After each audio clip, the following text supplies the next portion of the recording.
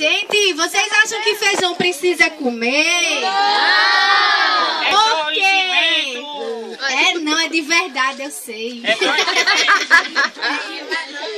Vamos lá. Eu quero aqui 6 crianças. 3 meninos e 3 meninas. Do tamanho de Davi, assim, Vamos lá, 3 meninos e 3 meninas.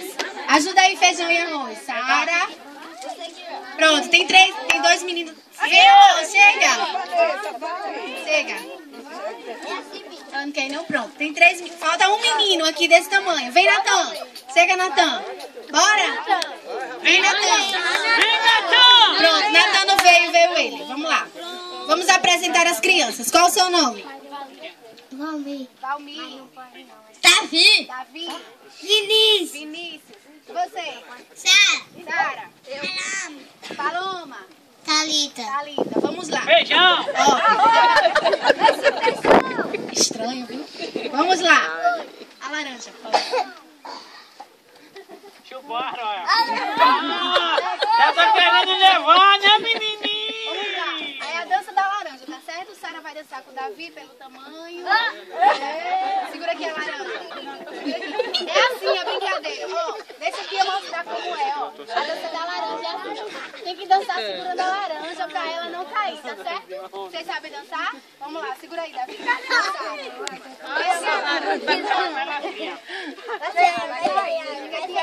Vem dançar com ela. Eles estão com vergonha.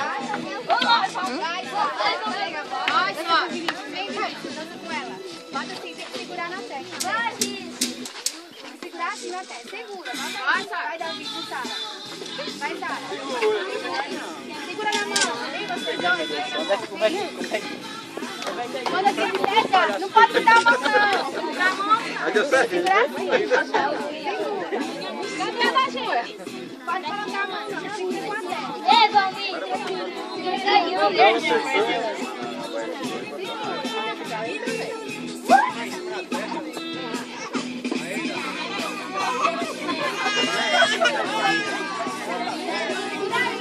No olho.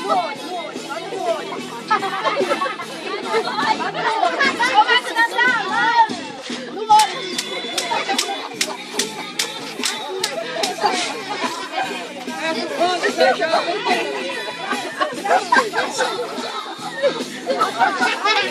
Esse feijão e arroz, pensa no negócio.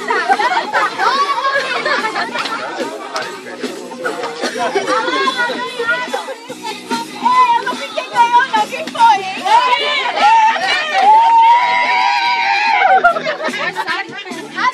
Não que ganhou dos 3. Quem foi?